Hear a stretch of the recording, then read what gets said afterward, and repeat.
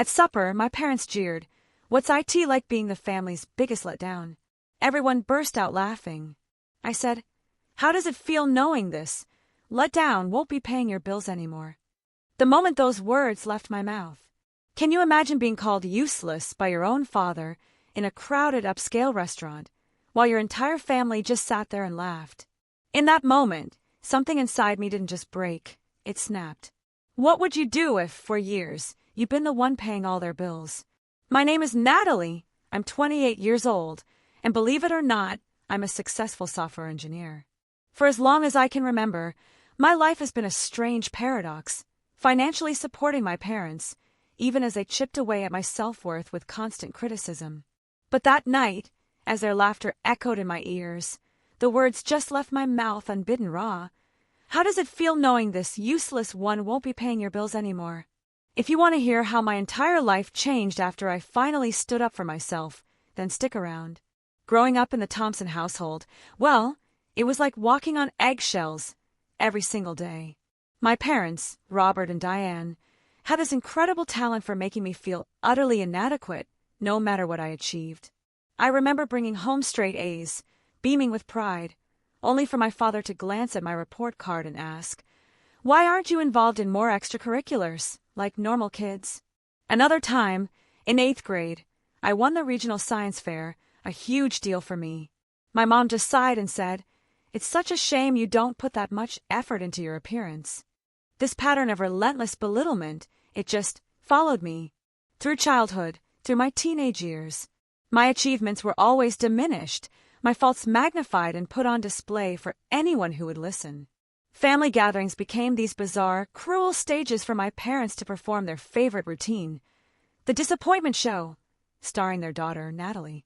Despite that crushing lack of emotional support, I excelled academically. I was so determined to prove my worth, to somehow reach that impossibly high, ever-moving bar they'd set. When I got a full scholarship to a prestigious university for computer science, my golden ticket, my escape, my father simply remarked that I was lucky and that anyone could get into college these days. My mother, ever practical in her own way, wondered aloud why I hadn't chosen a more suitable career for a woman. It was infuriating. But college became my sanctuary. Away from their constant criticism, I truly blossomed. I thrived. I graduated at the top of my class, multiple job offers from tech giants practically begging me to join them. I chose TechSphere, a growing software company in the city, and quickly established myself. Within 3 short years, I'd been promoted twice. By 25, I was leading my own development team. My financial success came fast, but with it came an unexpected, suffocating burden. 6 months into my career, my father lost his job. My mother, who had never worked outside the home, called me in tears. Full-blown hysterics. She told me they might lose their house. Without a second thought, without a moment's hesitation, I offered to help. Temporarily, just with the mortgage payments. What started as a short-term solution, a way to keep them afloat, somehow transformed into this permanent, invisible chain around my neck. Soon, I wasn't just covering their mortgage.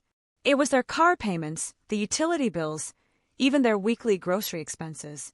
Every single month, nearly 40% of my hard-earned income went directly to them. Gone. And you know what? They never, not once, expressed gratitude. Instead, they acted as if it was my absolute, undeniable obligation. "After all we did raising you," my mother would say, as if on cue, "it's the least you could do." The fact that I had practically raised myself, cooked my own meals since I was 12, and put myself through college with scholarships, all those inconvenient truths, conveniently forgotten. Despite my financial contributions, their emotional abuse never subsided. If anything, it intensified.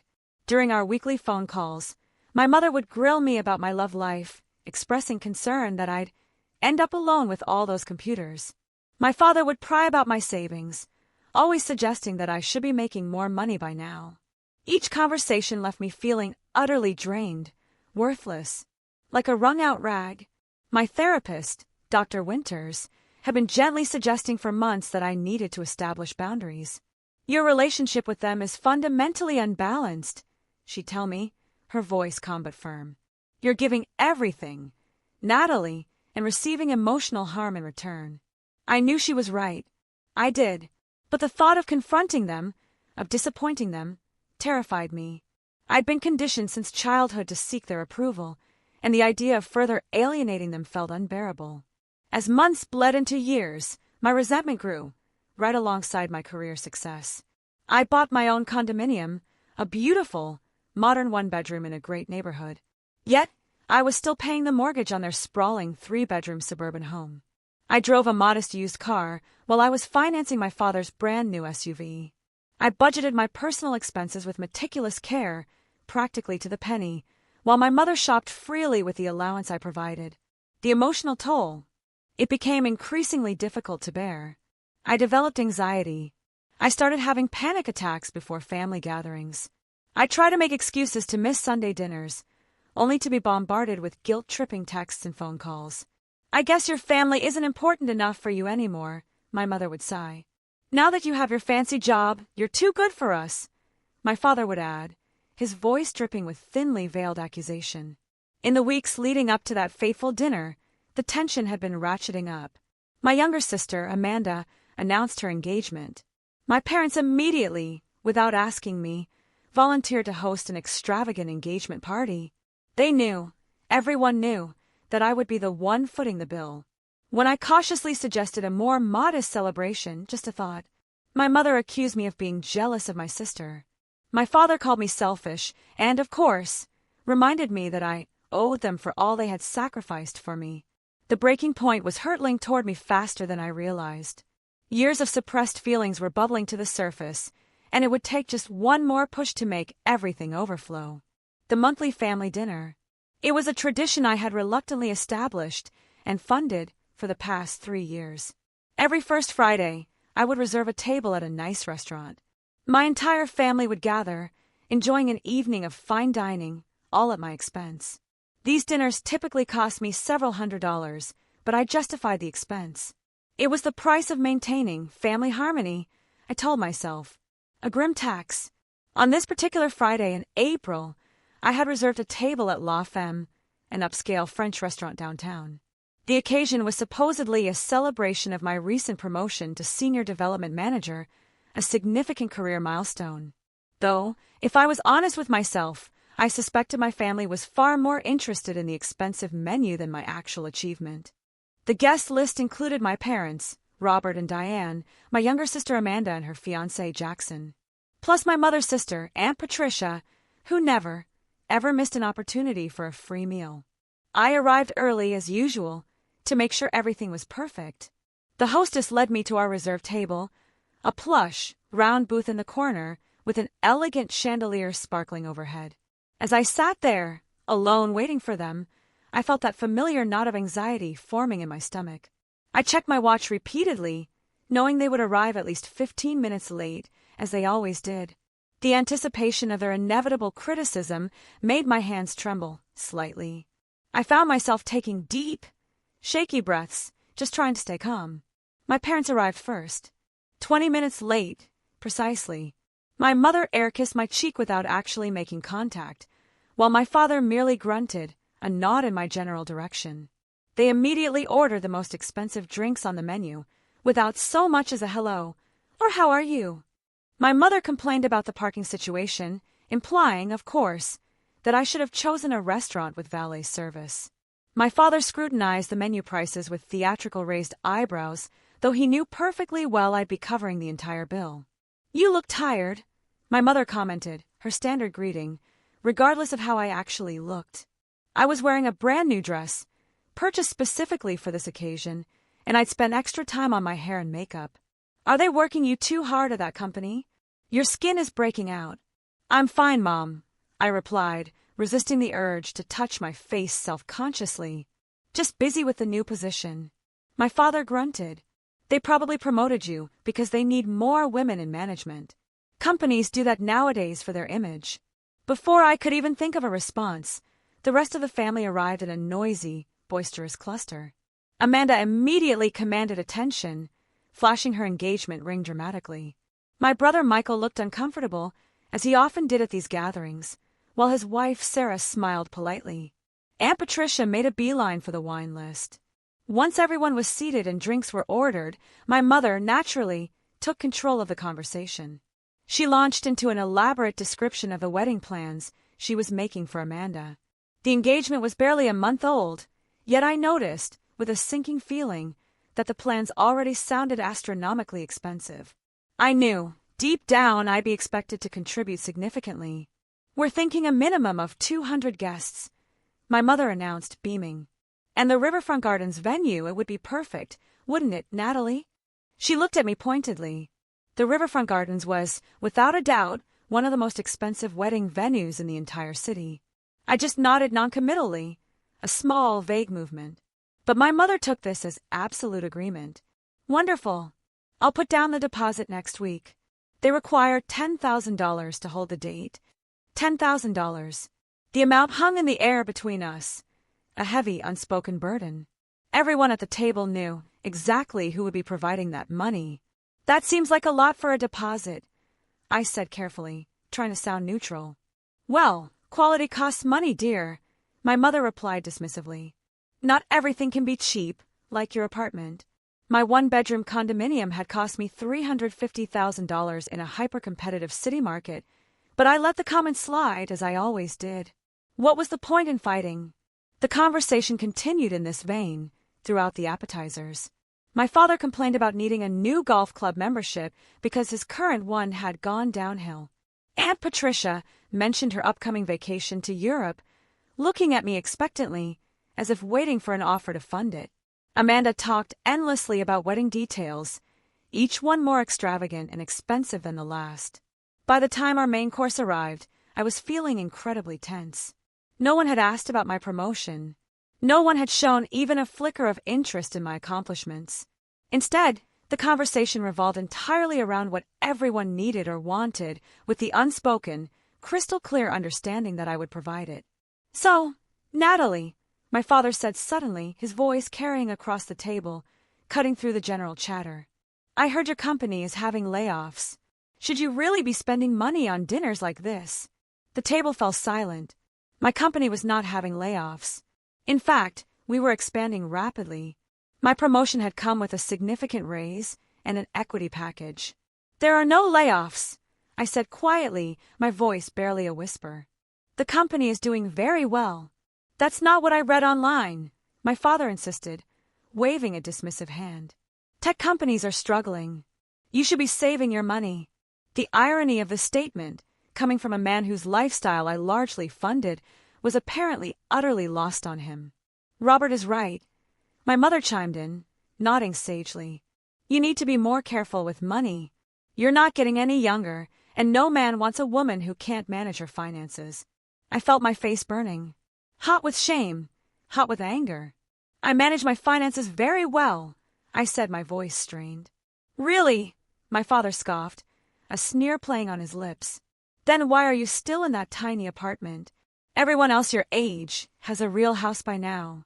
"Everyone else my age isn't paying for 2 households," I wanted to scream. But I bit my tongue. Hard. Amanda, ever the opportunist, seized the moment to talk about the house she and Jackson were planning to buy after the wedding. "We're looking at the Oak Ridge neighborhood," she gushed. "The houses there start around $600,000. Lovely area," my mother approved, beaming at her favorite daughter. "Natalie, maybe you could help them with the down payment as a wedding gift? 20% would be what? $120,000. That would be so generous of you." The sheer audacity of that suggestion, it left me momentarily speechless. I had already been informed that I would be paying for the entire wedding, and now I was expected to provide a house down payment as well? The tension at the table was palpable, thick enough to cut with a knife. I could feel something shifting deep inside me. Years of suppressed feelings were threatening to surface. I took a slow sip of water, trying desperately to stay calm. "Actually," I began, my voice surprisingly steady, "I've been thinking about buying a house myself. Maybe in Oak Ridge, too." The silence that followed was deafening. My family exchanged shocked glances, clearly disturbed by the radical idea that I might spend my own money on myself for once. "Don't be ridiculous," my father finally said, his voice laced with contempt. "You don't need a house. What would you do with all that space? It would be wasted on you. Besides, my mother added, her tone sharp, you need to focus on helping Amanda right now. Her future is just beginning. And what about my future? I asked, the question surprising even myself. It just came out. My father laughed. A short, dismissive sound that cut through me like a knife. He looked around the table, encouraging the others to join in his amusement at my expense. Your future, Natalie? Come on, let's be realistic here. And then came the words that would change everything. Leaning forward, with a cruel sneer, he asked, loudly enough for nearby tables to hear, how does it feel being the most useless one here? And then everyone laughed. My mother, my sister, my aunt, even my brother Michael, who usually kept to himself, let out an uncomfortable chuckle. Only Sarah, Michael's wife, remained silent, staring intently at her plate. In that precise moment, something inside me didn't just break. It finally fixed. The crushing weight of years of emotional abuse, of financial exploitation, suddenly became unbearable. I knew, with absolute certainty, that I couldn't carry it anymore. The laughter around the table seemed to stretch into an eternity as I sat there, my face burning with humiliation and a slow, simmering anger. In that suspended moment, memories flashed through my mind. The countless times I'd been belittled, the sacrifices I'd made, the money I'd poured into them, the emotional abuse I'd endured, all in a futile, desperate hope of earning a love that never ever came. I looked at my father's smug expression, my mother's amused smile, my sister's gleeful face, and something crystallized within me. Clarity, unshakable resolve. It replaced my usual anxiety. Without planning to, without the careful filtering I typically applied to every word I spoke to my family, I responded. My voice was calm, clear, almost detached. How does it feel knowing this useless one won't be paying your bills anymore? The laughter stopped abruptly. 5 shocked faces stared back at me, frozen in disbelief, as my words hung in the air a declaration. My father's expression shifted from amusement to confusion, then quickly to pure, unadulterated anger. What are you talking about? He demanded, his voice low, intense, dangerous. Exactly what I said, I replied, surprised by the sheer steadiness in my own voice. I am done. No more mortgage payments. No more car loans. No more utility bills. No more credit card payments. No more funding your lifestyle while you treat me like garbage. My mother's face paled. Natalie, you can't be serious. You're just being sensitive as usual. I have never been more serious in my life, I said, meeting her gaze head-on. 4 years, I have given you everything I could, financially and emotionally. And what have I gotten in return? Criticism, mockery, and disrespect. After everything we've done for you, my father began, his face contorted with rage. This is how you repay us? By making a scene in public. What exactly have you done for me? I asked, genuinely curious, my voice unwavering. Did you pay for my education? No, I earned scholarships. Did you support my career choices? No, you belittled them. Did you even provide emotional support? No, you tore down every accomplishment. We gave you life, my mother wailed melodramatically. We raised you, fed you, clothed you. The bare minimum required by law, I noted, my tone sharp, and I have been repaying that basic parental obligation 100-fold for years now. My father's strategy shifted. From anger to intimidation, his specialty. You won't cut us off, he said, with cold, absolute certainty. You wouldn't dare. Watch me, I replied, pulling out my phone. In fact, let me show you how serious I am. I opened my banking app, and with a few swift taps, I canceled the automatic payment schedule to go to their mortgage company the following Monday. There. That's the last mortgage payment you will ever receive from me. My mother gasped. Natalie, that payment is due next week. How will we pay it? The same way other adults do, I said, with your own money from your own jobs. But your father hasn't been able to find suitable work, my mother protested, her voice pleading. He hasn't been looking, I corrected her. Why would he, when he has me as his personal ATM? My sister Amanda, seeing the easy flow of money potentially drying up right before her expensive wedding, decided to intervene. Natalie, you're being cruel. Mom and Dad have always supported you. And what about my wedding? You promised. I never promised to pay for your wedding, I stated calmly. That was decided for me, not by me. Just like everything else. My brother Michael, who had remained silent until now, surprisingly spoke up. She has a point, you know. Natalie has been supporting everyone for years, and no one ever thanks her. Instead, you all just demand more. I looked at Michael, genuinely surprised, a flicker of gratitude warming my chest. It was the first time, ever, he had defended me against our parents. My father immediately turned his anger toward Michael. Stay out of this. This is between us and your sister. No, Michael said, his voice firm. This involves all of us, and the way we've been taking advantage of Natalie. My mother, seeing her control of the situation slipping, resorted to her most effective tactic, tears. Her eyes welled up on command, and she dabbed at them delicately with her napkin. I can't believe my own daughter would do this to us. After all the sacrifices we made. What sacrifices, Mom? I asked, cutting her off. Name one significant sacrifice you've made for me in the last 10 years. She couldn't answer, instead turning to my aunt for support. Patricia, can you believe how she's speaking to us? Aunt Patricia, who had been quietly calculating how this development might affect her own financial interests, chose her words carefully. Perhaps we should all calm down and discuss this privately, not in a restaurant. There's nothing to discuss, I said. I have made my decision. I will not be financially supporting any of you anymore. My father slammed his hand on the table, causing the glasses to jump, and several nearby diners to turn and stare. You listen to me, young lady. You have obligations to this family. You cannot just walk away. Actually, I can, I said, gathering my purse and standing up. I have no legal obligation to support capable adults who choose not to support themselves. My only obligation was a moral one, based on the mistaken belief that you actually loved and valued me. That illusion is now gone. If you walk out that door, my father threatened, his voice low and menacing, don't expect to be welcomed back into this family. I looked around the table at their faces, the faces of people who had taken everything and given nothing, who had mocked and belittled me, even as they cashed my checks. That's not the threat you think it is, I said quietly, a strange sense of calm washing over me. Being excluded from this toxic dynamic sounds more like a reward than a punishment. With those words, I walked away from the table. Terrified, yes, but also strangely, exhilaratingly liberated. As I passed the hostess stand, I paused to pay for the meals that had already been served and apologized for the disturbance. Then I stepped out into the cool evening air, took a deep breath, and felt, for the very first time in years, the crushing weight beginning to lift from my shoulders. Driving home, my emotions cycled rapidly. Elation at finally standing up for myself. Fear about the inevitable repercussions. And a deep, profound sadness for the loving family I had always wanted, but never truly had.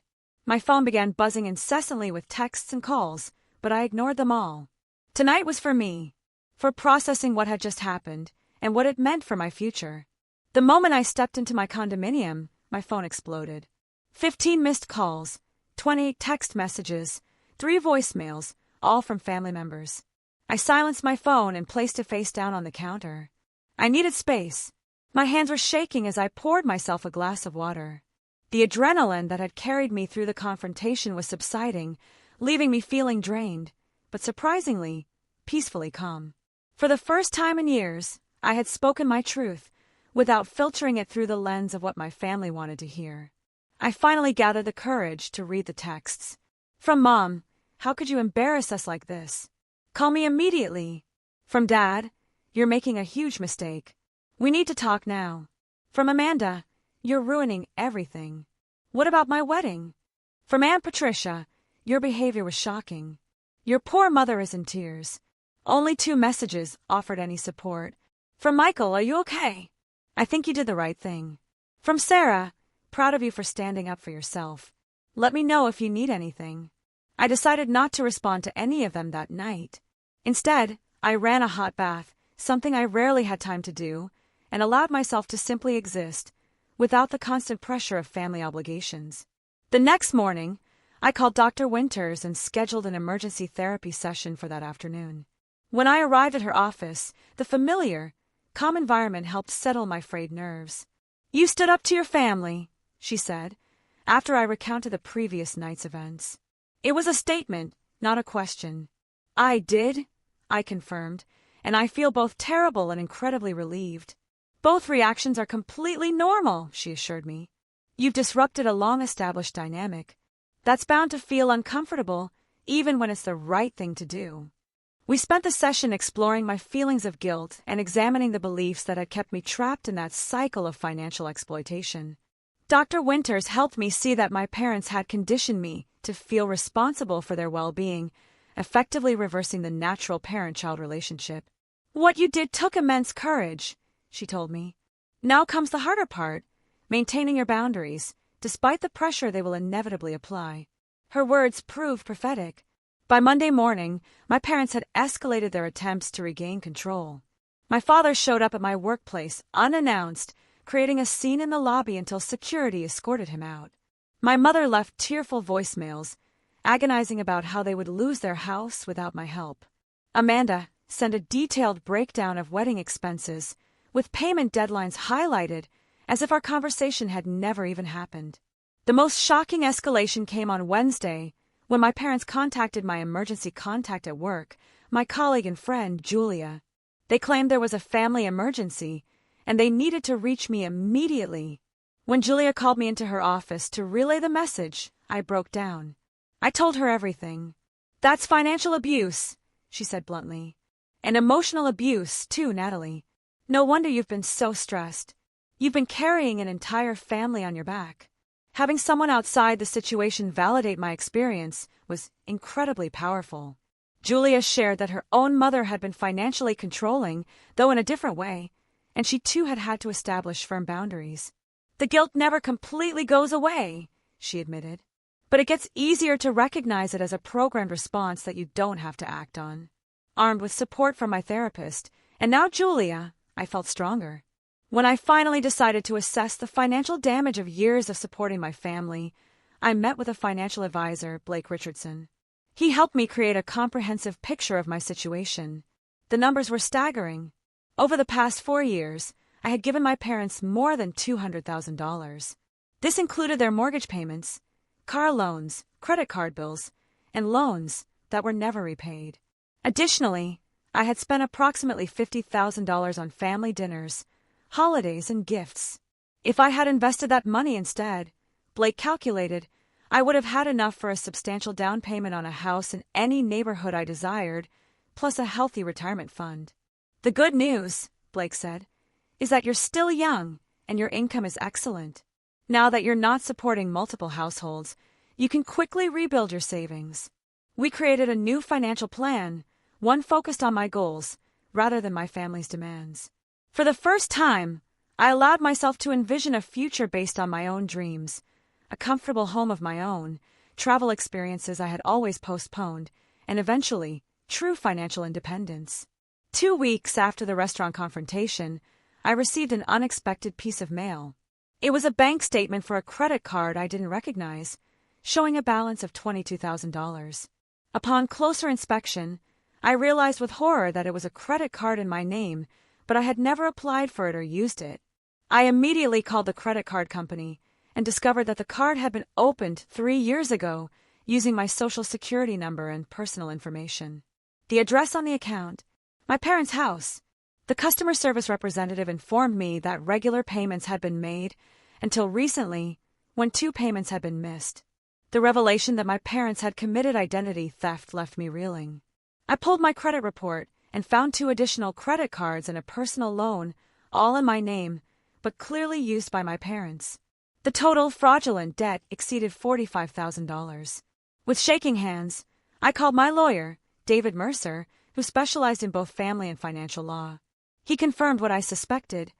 My parents' actions constituted identity theft and fraud, serious crimes that could result in criminal charges. "You have 2 options, Natalie," David explained. "You can file a police report, which would likely lead to criminal charges against your parents. Or you can handle it civilly by by disputing the fraudulent accounts with documentation that you did not authorize them. The decision weighed heavily on me. Despite everything, the thought of my parents facing criminal charges was difficult to bear. After careful consideration, I chose to dispute the accounts without filing police charges, on the condition that my parents sign a legally binding agreement to repay the legitimate debts they had incurred. Armed with this irrefutable evidence and David's legal counsel, I arranged to meet my parents at a neutral location, a conference room at David's office. When they arrived, their expressions shifted from self-righteous anger to visible discomfort upon seeing my lawyer present. "What is this about?" my father demanded, his voice laced with suspicion. "Why did you bring a lawyer?" Without preamble, I placed the credit reports and account statements on the table between us. "This is about identity theft and fraud," I said calmly, my voice steady. "These accounts were opened in my name without my knowledge or consent." The color drained from my mother's face.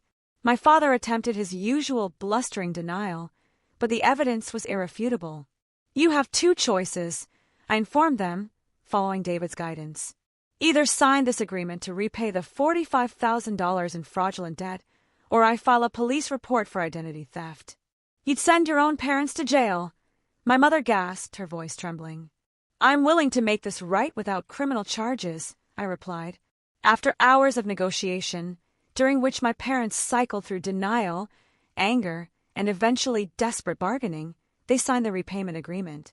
The terms were strict: monthly payments directly to the creditors, with their house as collateral. If they missed even one payment, I would proceed with criminal charges.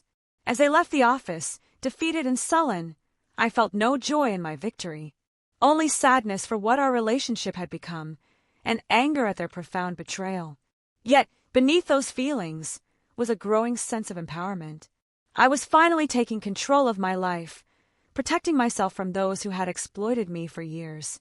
That evening, I received an unexpected text from my sister Amanda. "Can we talk privately?" "No, Mom and Dad." Cautiously, I agreed to meet her for coffee the next day. When we met, I was surprised to find a very different Amanda than the entitled bride-to-be from the dinner. She looked tired, subdued. "I had no idea," she began, her voice quiet, "about the credit cards, the loans, everything they were doing to you." "Would it have mattered?" I asked honestly, my gaze direct. She looked down at her coffee. "I don't know. Maybe not before. But it does now." She paused. "They've been telling everyone that you abandoned the family, that you're selfish and cruel. But Michael told me what really happened. And then I found some of the paperwork for those credit cards while looking for something in Dad's office." For the first time, my sister was seeing our parents clearly, without the filter of favoritism that had protected her all these years. It was a painful awakening. "I'm postponing the wedding," she continued. "Jackson and I are going to save up ourselves, do something smaller. It's not right to expect you to pay for everything, especially after what they did."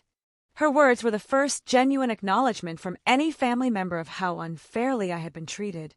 It wasn't quite an apology, but it was a start. My brother Michael called later that week, expressing similar realizations. "I always knew they favored Amanda and treated you differently," he admitted. "But I had no idea about the financial stuff. Sarah has been telling me for years that something wasn't right about how they expected you to support them, but I didn't want to see it." These conversations with my siblings were bittersweet. On one hand, it was validating to have them finally recognize the abuse I had endured. On the other hand, it highlighted how long they had been willing to benefit from my exploitation without questioning it. As the weeks passed, the full extent of the fallout from my decision became apparent. My parents, desperate to maintain their lifestyle without my financial support, began spreading increasingly malicious lies about me to extended family and their social circle. According to them, I had suffered some kind of mental breakdown, had fallen under the influence of bad people at work, or was selfishly hoarding money while they faced destitution. Most painfully, they told my grandmother, who lived in another state and with whom I had always been close, that I had cut them off without reason and refused to speak to them, despite their loving attempts to reconcile. When my grandmother called me, concerned and confused, I had to gently explain the reality of the situation, including the identity theft. Her shock and subsequent anger toward my parents was yet another painful ripple effect of their actions. I always thought Robert was too controlling with money, she told me, her voice thick with emotion. But I never imagined he would steal from his own daughter. Your grandfather would be appalled. The family divide deepened when relatives began taking sides. My father's brothers rallied around him, leaving unpleasant messages about family loyalty and duty. My mother's younger sister, who had always been more independent than my mother, reached out to offer support. Your mother has always been jealous of anyone who can stand on their own 2 feet, she confided. She resented me for starting my own business instead of relying on a husband or children. I'm not surprised she resents your success, too. This insight into my mother's psychology was illuminating, but it did little to ease the pain of her betrayal. I had always believed that beneath her criticism was love and pride in my accomplishments. Now, I had to face the possibility that her feelings toward me were far more complicated and perhaps darker than I had allowed myself to see. The financial revelations continued as I worked with my lawyer and financial advisor to untangle the web of exploitation. Beyond the fraudulent accounts in my name, I discovered that my parents had been using my financial information in other ways. They had listed me as a guarantor on their home equity line of credit without my knowledge. They had used my address for tax purposes to claim certain deductions. They had even attempted to access my retirement accounts by claiming to be me over the phone, though thankfully, the financial institution's security measures had prevented this. Each discovery felt like a fresh betrayal, reopening wounds I was trying desperately to heal. Dr. Winters helped me process these revelations, not as new injuries, but as confirmation that I had made the right decision to protect myself. "They are showing you exactly who they are, Natalie," she said during one particularly difficult session, after I learned about the home equity line. "Believe them." My meeting with the financial advisor, Blake, took on new urgency as we worked to secure my financial information and prevent further fraud. We froze my credit, changed all my accounts and passwords, and set up monitoring services to alert me to any suspicious activity. Unfortunately, this kind of financial abuse within families is more common than people realize, Blake told me, his expression grave. The betrayal of trust makes it particularly devastating. We calculated that, in addition to the more than $200,000 I had knowingly given my parents, they had fraudulently obtained or committed me to approximately $70,000 in additional obligations. The total impact on my financial health approached $300,000, not counting the lost opportunity cost of investments I could have made. Despite the staggering sum, Blake assured me that my situation was far from hopeless. "You have an excellent income, Natalie, and now that you're not supporting multiple households, you can rebuild quickly. Within 2 years, you could be in a better financial position than most people your age." This perspective helped me focus on the future, rather than dwelling on what had been taken from me. I committed to a strict financial recovery plan, cutting unnecessary expenses and maximizing my retirement contributions. For the first time, I was saving and investing for myself, not to create a safety net for others. 3 months after the confrontation at the restaurant, I received an email from my father. The subject line read, "Reconciliation," but the content revealed a very different purpose. After a brief and obviously insincere apology, if I felt hurt by anything they might have done, the email got to its real point. They were facing foreclosure on their house and needed my help one last time. The old me would have immediately responded with an offer of assistance, sacrificing my own financial health to rescue them yet again. The new me, strengthened by therapy and supported by genuine friends, recognized the manipulation for what it was. I forwarded the email to David, my lawyer, who confirmed that under our agreement, my parents were required to sell their house to pay off the fraudulent debts before facing foreclosure. "They're trying to circumvent the legal agreement," David explained. "If they contact you again about financial matters, direct them to me." I sent a brief, factual response referring them to the signed agreement and David's contact information. Within hours, my mother called, crying hysterically about becoming homeless. When I calmly reiterated that they needed to speak with my lawyer, her tears dried up instantly, replaced by cold fury. "You always were a selfish child," she hissed. "After everything we did for you, this is how you repay us. By seeking lawyers on your own parents. I am enforcing an agreement you signed after committing fraud in my name," I replied, surprised by my own steadiness. That is not selfish. It is self-preservation. We are your parents, she shouted, as if this relationship entitled them to commit crimes against me without consequences. Yes, you are, I acknowledged. And that makes your betrayal even worse. I ended the call and immediately contacted Dr. Winters, who helped me work through the renewed guilt and doubt my mother's call had triggered. They are using the parent card as a weapon, she observed. But being parents gave them responsibilities toward you, not unlimited rights to exploit you. Meanwhile, my brother Michael revealed that our parents had been pressuring him to talk sense into me and convince me to help them keep their house. They had also approached my sister Amanda with the same request, suggesting that if she could persuade me to rescue them financially, they would help with her wedding after all. They're trying to use us against each other, Michael said disgustedly. They haven't changed at all. The most surprising development came when Jackson, Amanda's fiancé, contacted me directly. We had never been particularly close, but he wanted to meet for coffee to discuss something important. When we met, he seemed nervous but determined. I need to tell you something about your parents, he began. Last year, before Amanda and I were engaged, your father approached me with a proposition. He suggested that if I married Amanda, the family would benefit financially because you would pay for everything. I stared at him, stunned by this revelation. What? Jackson nodded uncomfortably. He implied that marrying into your family was a good move because you were the cash cow who would ensure everyone was taken care of. I was horrified, but Amanda assured me it wasn't like that you were just generous with family debt. The calculated nature of my father's thinking, the way he had viewed me, not as a daughter, but as a resource to be exploited, and even used as a bargaining chip in others' relationships, it left me speechless. I wanted you to know, Jackson continued, because Amanda and I are trying to build an honest relationship, and keeping this secret felt wrong. Plus, after what they did with those credit cards. He shook his head. You deserve to know the truth.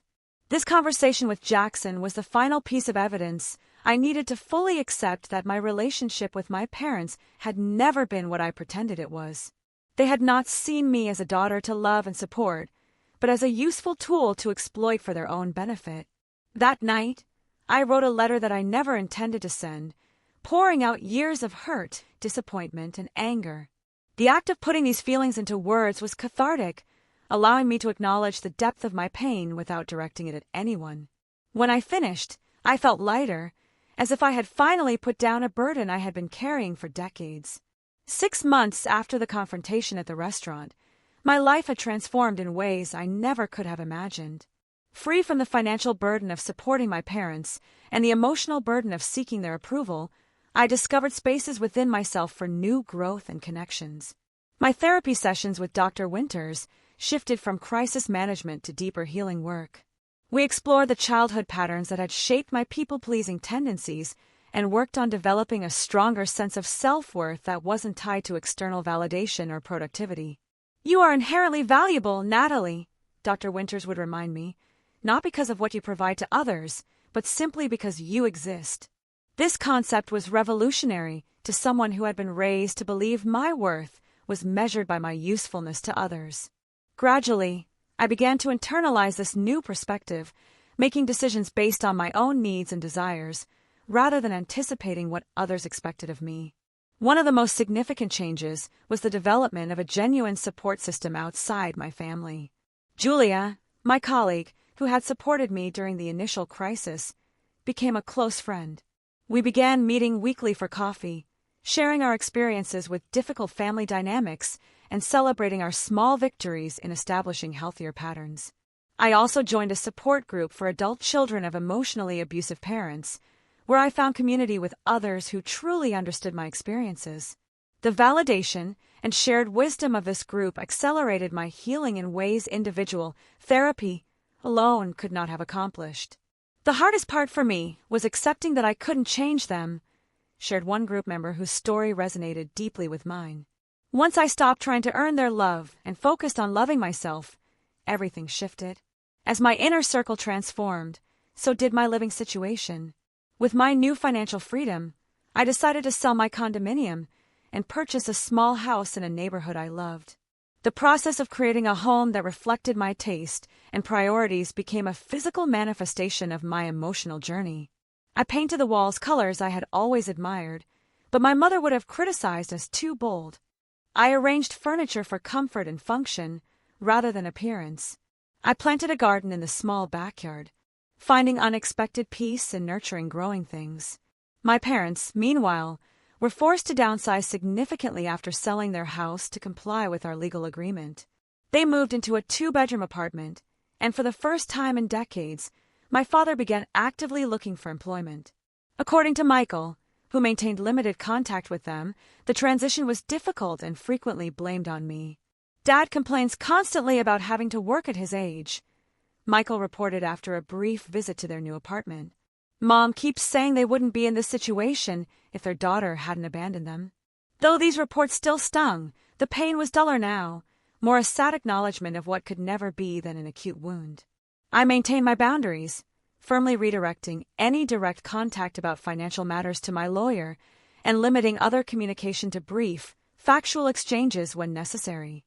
As the months passed, my parents made several attempts at reconciliation, though their definition of making amends never included genuine accountability for their actions or behaviors. Each attempt followed a predictable pattern: initial warmth and vague apologies, followed by subtle hints about their financial difficulties, culminating in direct requests for assistance when the earlier approaches failed. Dr. Winters helped me recognize these patterns and respond appropriately, acknowledging any genuine effort at connection while firmly maintaining my boundaries around financial support. They need to experience the natural consequences of their actions, she reminded me. That's how real change happens, if it's going to happen at all. The approaching holiday season presented a new challenge. Thanksgiving had always been spent at my parents' house, with me providing the food, and often the cooking, while enduring criticism about everything from the moistness of the turkey to my personal life choices. This year would be different. After careful consideration, I declined my parents' invitation, which had come with guilt-inducing references to possibly our last Thanksgiving in this apartment if things don't improve. Instead, I accepted Julia's invitation to join her family celebration. The contrast was illuminating. Julia's family welcomed me warmly, engaged me in genuine conversation, expressed interest in my life without judgment, and thanked me sincerely for the pie I had contributed. There were no backhanded compliments, no thinly veiled criticisms, no tensions simmering beneath forced politeness. "Is it always like this?" I asked Julia quietly as we helped clean up after dinner. "Like what?" she asked, genuinely confused. "So pleasant, so free of drama and guilt." Julia laughed, then grew serious when she realized I wasn't joking. "Not every family gathering is perfect, but yes, generally it's like this. This is what family is supposed to feel like, Natalie." Her words stayed with me long after the holiday. This is what family is supposed to feel like. Not an obligation or a source of stress, but a genuine source of support and belonging. As Christmas approached, I made another significant decision. Rather than participating in the usual family gift exchange, which had always involved me giving expensive presents and receiving token items in return, I decided to redirect my holiday budget. I made donations to organizations supporting victims of financial abuse and children from disadvantaged backgrounds, causes that had become personally meaningful to me. I also created new traditions for myself, attending a holiday concert with Julia and her husband, volunteering at a community dinner, and hosting a small gathering for friends on Christmas Eve. My brother Michael and his wife Sarah joined us, bringing a homemade dish and simple, thoughtful gifts. Amanda and Jackson stopped by briefly, still navigating their own complicated feelings about our family dynamics. They had postponed their wedding indefinitely, choosing instead to save for a house and build their relationship on a more solid foundation before making that commitment. Your standing up to Mom and Dad made me realize I was rushing into marriage partly because it was what they expected, Amanda confided as we shared a quiet moment in the kitchen. "I'm trying to figure out what I actually want, not what will please them or solve their problems." It was the most honest conversation we had ever had. An unexpected gift, more valuable than any wrapped present. The new year brought another surprising development. I received a job offer from a competing tech company with a significant salary increase and more leadership responsibility. In the past, I would have declined immediately, worried about how a job change would affect my ability to support my family. Now, I was free to consider the opportunity based solely on my own career goals and interests. After careful consideration and consultation with mentors I trusted, I accepted the position. The transition reinvigorated my professional life, challenging me in new ways and connecting me with colleagues who genuinely valued my contributions. Within months, I was leading a major project that showcased my technical and leadership skills, earning recognition I would once have dismissed as undeserved. My financial situation improved rapidly as well. Without the drain of supporting multiple households, my savings grew quickly. Blake, my financial advisor, helped me develop a comprehensive plan that included retirement savings, investments, and funds for personal goals like travel and continued education. "You're on track to achieve financial independence well ahead of schedule," he noted at our 6-month review meeting. "The difference in your trajectory is remarkable." The most profound changes, however, were internal. I began to recognize and challenge the critical inner voice that had always echoed my parents' judgments. I practiced self-compassion when I made mistakes, instead of berating myself. I learned to identify my own preferences and desires, rather than automatically deferring to others. These shifts manifested in surprising ways. I discovered I actually enjoyed public speaking, something I had avoided because my father had once mocked a presentation I gave in high school. I found I preferred bold colors and patterns in my clothing, despite my mother's lifelong insistence that I should wear slimming neutrals. I realized I loved cooking elaborate meals when it was by choice rather than obligation. Small discoveries, perhaps, but they represented a fundamental reclamation of self that had been suppressed for decades under the weight of others' expectations and judgments. 1 year after the confrontation at the restaurant, I could look back and see not just what I had lost, but what I had gained. The journey had been painful. The costs were real. Family relationships had been irreparably altered. Illusions of parental love shattered. Financial resources lost. Yet, from those losses had emerged a stronger, more authentic self, capable of creating boundaries, recognizing genuine connection, and building a life aligned with my own values, rather than others' demands. Exactly 1 year after the dinner that changed everything, I sat in my garden, reflecting on the journey. The spring flowers were blooming, a visual reminder of growth and renewal after a difficult winter. My new home, a modest but charming 2-bedroom house with a yard, represented more than just a physical space. It was a sanctuary I had created for myself, free from the influence and expectations of others. My relationship with my parents had settled into a carefully structured pattern. After months of attempted manipulation and several cycles of argument and superficial reconciliation, we had established what my therapist called structured contact. We communicated primarily through email, with occasional brief phone calls for specific purposes. Our interactions were civil but distant, focused on practical matters rather than emotional connection. My father had found part-time work as a consultant, though he frequently complained about the indignity of having to work at his age.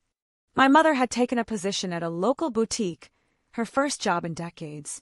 They continued to live in their apartment, having finally accepted that their previous lifestyle, funded by my income, was no longer available to them. The legal agreement regarding the fraudulent accounts had been fulfilled, with the sale of their house covering most of the debts. I had absorbed some losses, but Blake assured me that my financial recovery was well ahead of schedule. My new job had come with equity options that were already showing promising returns, and my savings had grown substantially without the drain of supporting multiple households. More important than the financial resolution was the emotional freedom I had gained. Dr. Winters and I had worked through layers of conditioned guilt and obligation, developing new patterns of thought that allowed me to prioritize my own well-being without the crushing weight of shame that had once accompanied any act of self-care. "The most significant change I see in you, Natalie," Dr. Winters observed during a recent session, "is your ability to distinguish between genuine responsibility and imposed obligation. You can now recognize when someone is attempting to manipulate you through guilt or family loyalty debt. This new discernment had allowed me to maintain healthier relationships with my siblings, who had undergone their own reckonings with our family dynamics. Michael and Sarah had become regular parts of my life, joining me for dinner every few weeks and sharing honest conversations about our upbringing and its effects. Amanda and I had developed a more tentative but increasingly authentic connection. After postponing her wedding, she had entered therapy herself, beginning to recognize how our parents' favoritism had shaped her sense of entitlement and dependency. Our conversations were sometimes uncomfortable, but always real. A stark contrast to the superficial interactions of the past. "I never realized how much they pitted us against each other," she told me during a recent lunch. "They made me believe you had it easy because you were smart and successful, while I needed their help and protection. Looking back, I can see they were using both of us in different ways."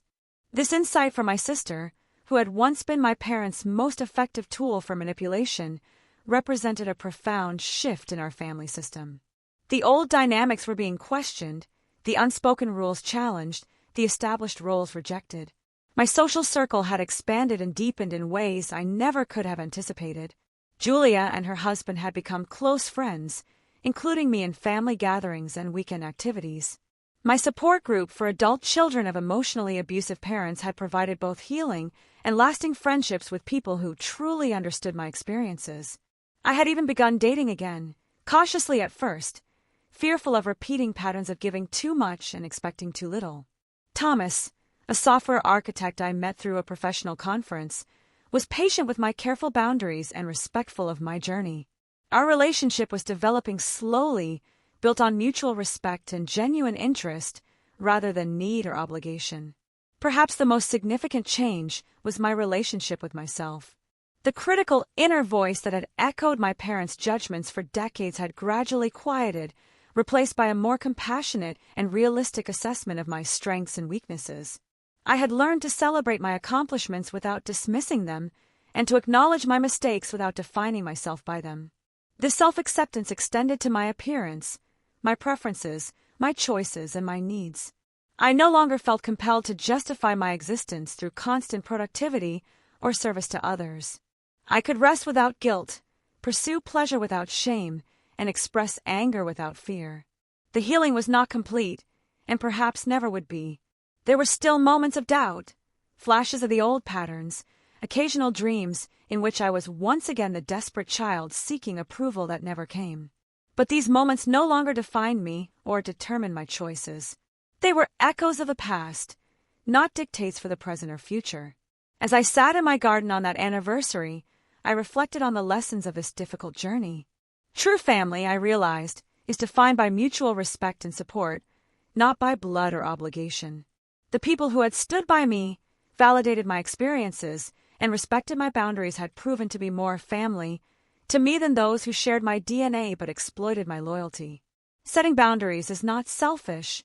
It is essential for healthy relationships. By establishing and maintaining clear limits on what I would accept and provide, I had created space for more authentic connections, based on mutual care rather than exploitation. Financial independence is a form of self-protection. By securing my own resources and ensuring they were used according to my values and priorities, I had gained freedom from manipulation and control. Healing requires both separation and connection. Distancing myself from toxic relationships had been necessary, but equally important was building new, healthier relationships that demonstrated what genuine care and respect looked like. And finally, self-worth is inherent, not earned through service or sacrifice.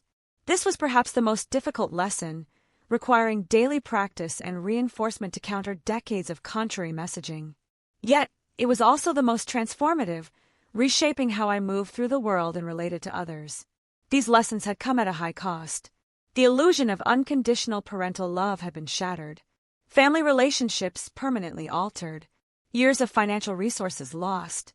Yet, what I had gained was far more valuable: authentic self-knowledge, genuine connections, and the freedom to create a life aligned with my own values rather than others' expectations. As the sun began to set, casting long shadows across my garden, I felt a deep sense of peace. The journey was not over, but the hardest part was behind me. The path forward, while not always clear or easy, was mine to choose, guided by my own wisdom and surrounded by people who truly wished me well. So, I've told you my story. It was incredibly hard, a gut-wrenching journey, but I found my way through it. I want to know, what do you think? Have you ever had to draw a line in the sand with your family, or faced a similar kind of betrayal? Tell me your thoughts. I really want to hear what you have to say in the comments below.